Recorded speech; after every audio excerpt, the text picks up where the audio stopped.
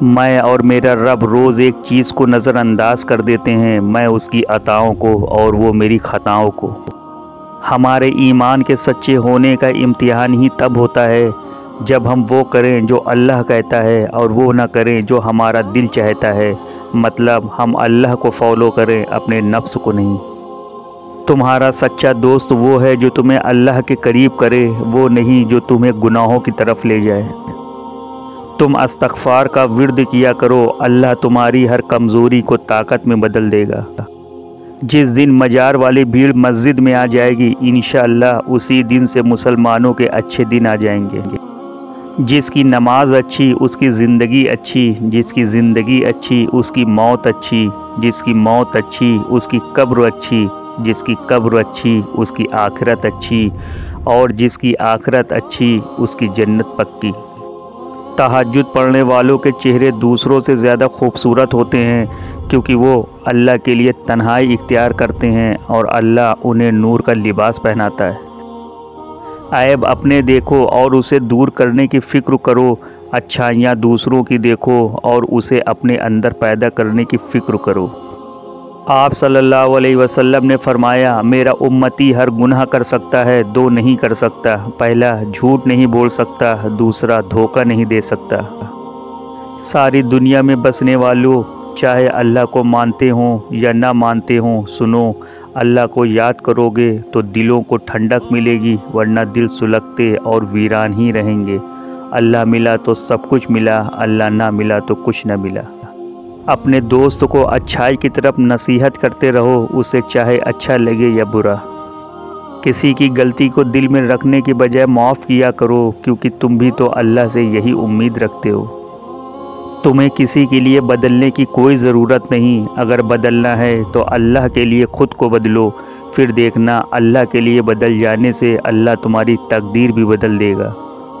نیت اگر نیک ہو تو اللہ کبھی گرنے نہیں دیتا، نہ کسی کے قدموں میں نہ کسی کی نظروں میں۔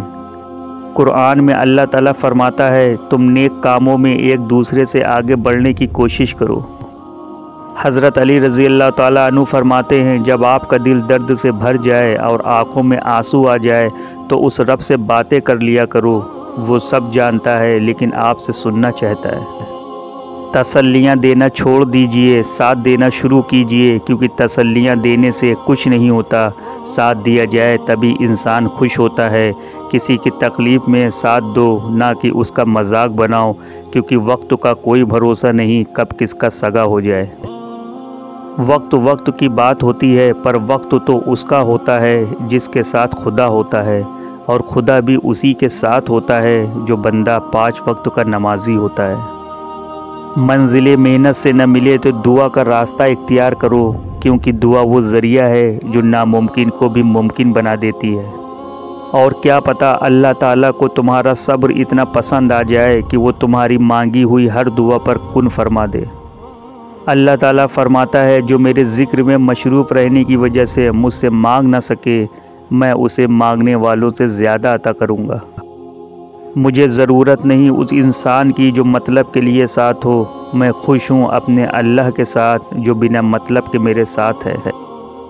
جن کے لیے ہم کچھ نہیں کر سکتے ہیں، ان کے لیے دعا سے بہتر کوئی تحفہ نہیں۔ عبادت کا سب سے بہترین وقت جوانی ہے۔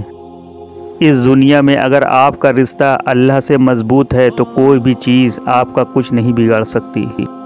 اللہ فرماتا ہے، جو میرا ذکر زمین پر کرتا ہے میں اس کا ذکر آسمان پہ کرتا ہوں۔ پیار کرنا ہے تو اپنے ماں باپ سے کرو، عشق کرنا ہے تو نبی کریم صلی اللہ علیہ وسلم سے کرو، محبت کرنی ہے تو اپنے رب سے کرو۔ دعا کبھی رد نہیں ہوتی، وہ بہترین وقت کا انتظار کرتی ہے۔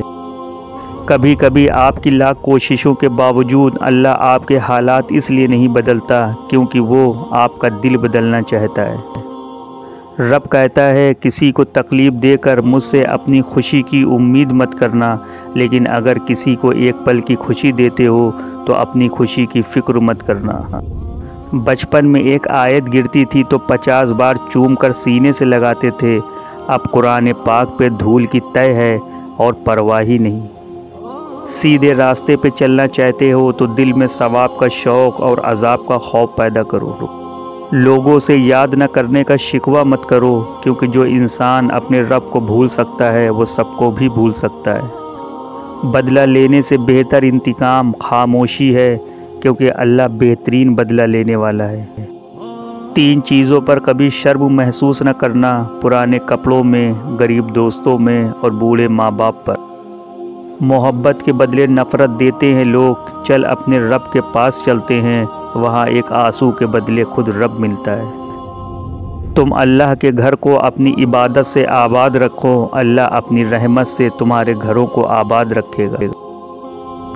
صبح سے شام، شام سے صبح ہو جانا زندگی نہیں، صبح فجر حاصل ہونا اور رات کو عشاء نصیب ہونا زندگی ہے۔ ایک دوسروں کو دعاؤں میں یاد رکھا کرو، ہو سکتا ہے کسی کا بڑا کام آپ کی چھوٹی سی دعا کا محتاج ہو۔ ہمیشہ یہی سوچ رکھو کہ میرے اللہ نے مجھے بہت کچھ دیا ہے، اگر مجھے میرے اعمال کے مطابق ملتا تو میرے پاس کچھ نہ ہوتا۔ اللہ سے بات کر کے اللہ کی بات سنا کرو، تم ہر نماز کے بعد قرآن بھی پڑھا کرو۔ اگر اللہ راضی ہے تو موت سے خوبصورت کوئی پیغام نہیں، اور اگر اللہ ناراض ہے تو موت سے زیادہ خوفناک کوئی پیغام نہیں۔